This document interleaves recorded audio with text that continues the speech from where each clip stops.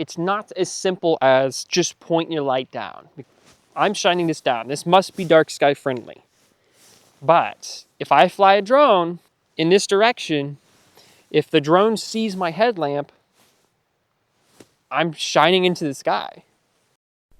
We took a beautiful winter weekend getaway to Woolwine, Virginia.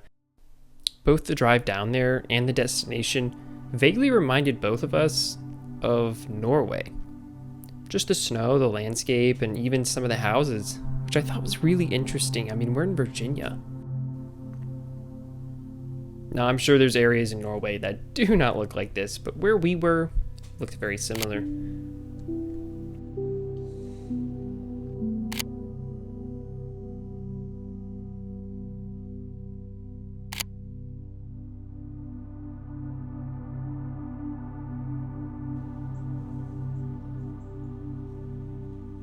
We stayed in this adorable, single-level, tiny home that's kind of looked like a barn. I think what reminded me of Norway in this particular instance was the windows painted red. We saw a lot of painted window frames in this area.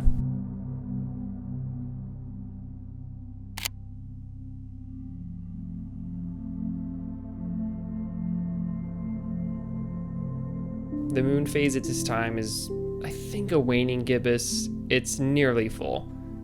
It was beautiful as it rose, but of course would hinder any accurate dark sky readings. Nonetheless, we're going to take one and explore that in this video, as well as how most lights actually do pollute the sky. And you might be surprised on exactly how.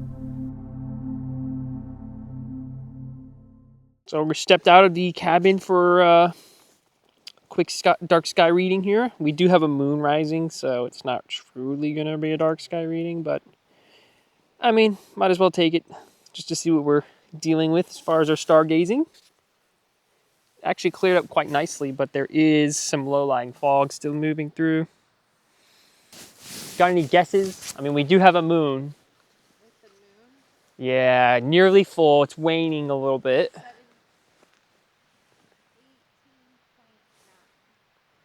I'm going to say, I think it's around the house in terms of darkness, maybe a little darker, even with the moon out. So my guess is going to be 19.3. Okay.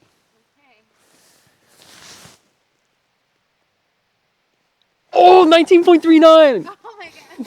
That's close. But the first reading sometimes is different. So let's take another. Usually drops. 19.34.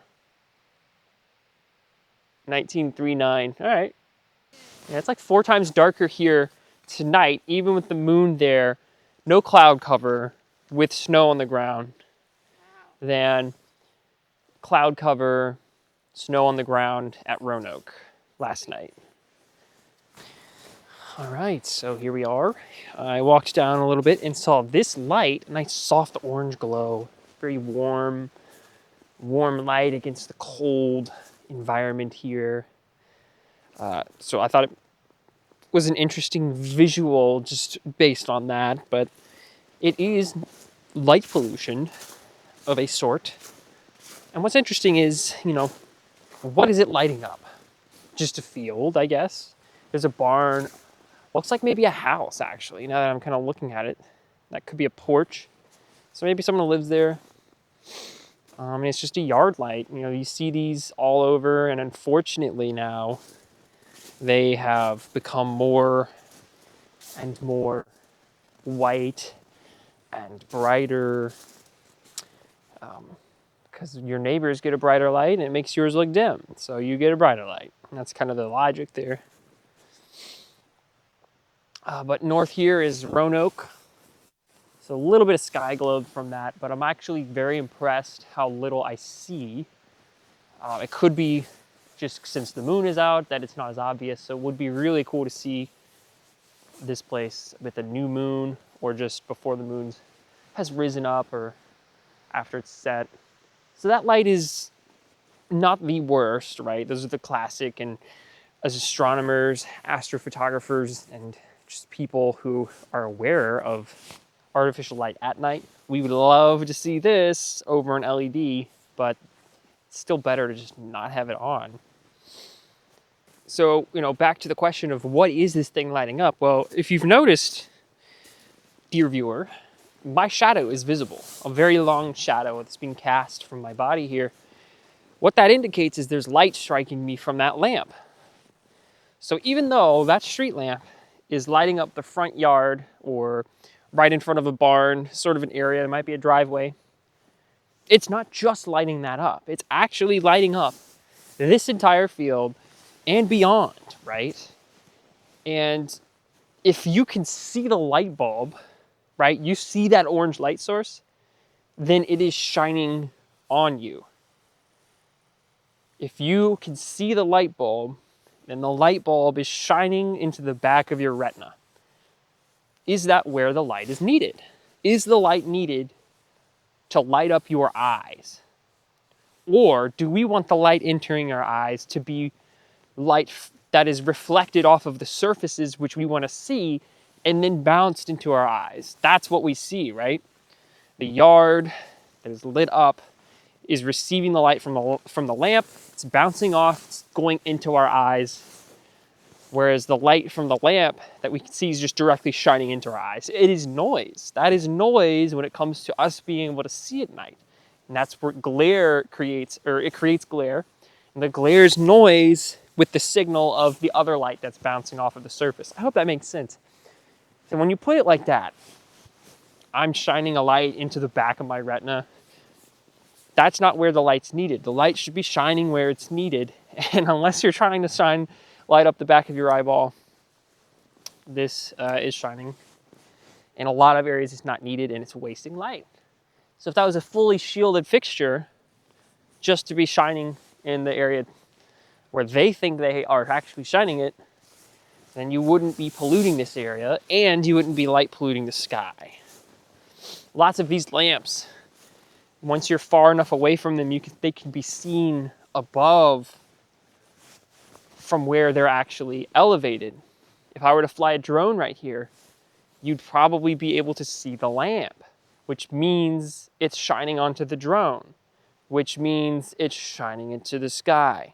It's actually kind of hard. I want to say difficult, but it's not as simple as just point your light down, because when you point a light down, it could still be shining in the sky, just in the distance, right?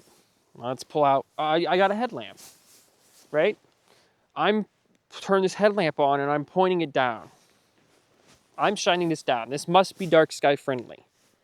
But if I fly a drone in this direction and it sees the light source, not what's scattered here, that is bouncing up into the air, but if the drone sees my headlamp, I'm shining into the sky. It is strange to think about, but light is escaping from this bulb, this lens, in all directions. And that means some of it's going into the sky. So I think that would actually be a really cool demo to do. I did bring my drone.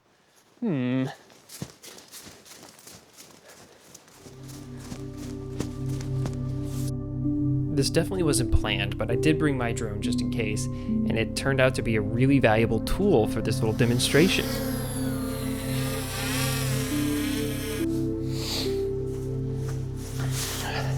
All right, I've returned with the drone.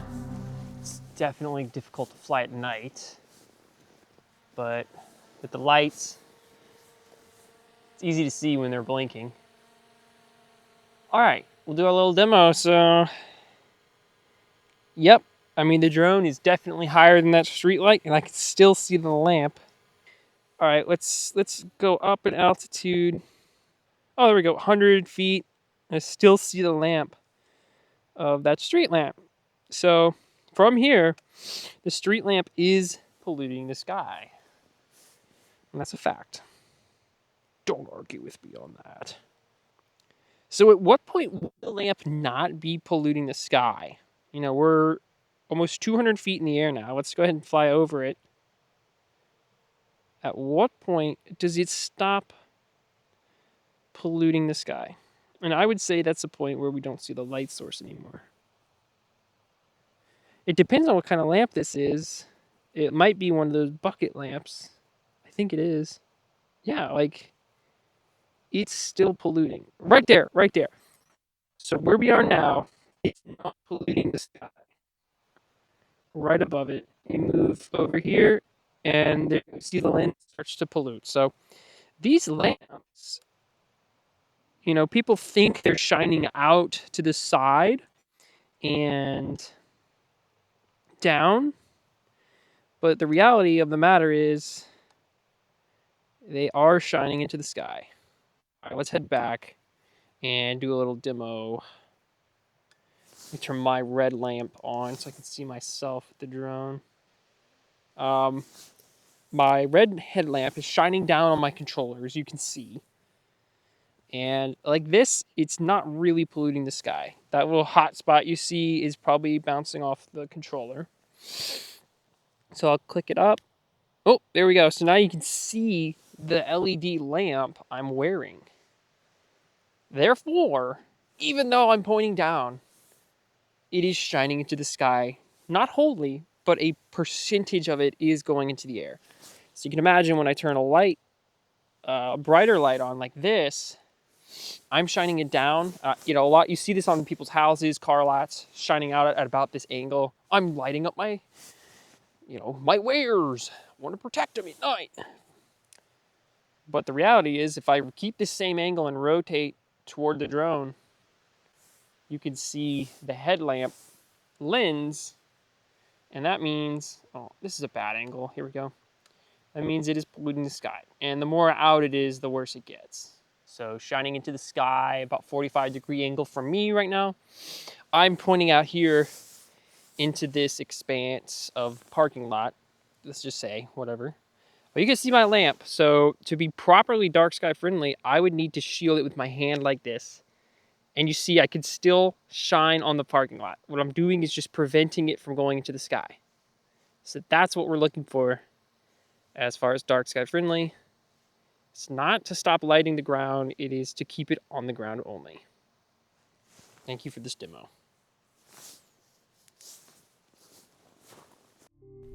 If you made it this far into the video, thank you for watching. I really hope you enjoyed it and learned something about light pollution. It's really amazing how, even though you may have a light that you don't think is pointing up, it could be shining up, and that's a big deal. I hope you enjoyed the pictures I took and just coming along on this little journey. Subscribe for more videos like this and for videos more centered around advocacy and education on light pollution from the city, and also for videos that are a little more adventurous. If you like astrovlogs purely, where I go out into the night and take photos and take you along with me and show you my images, and I've definitely got more of that to come.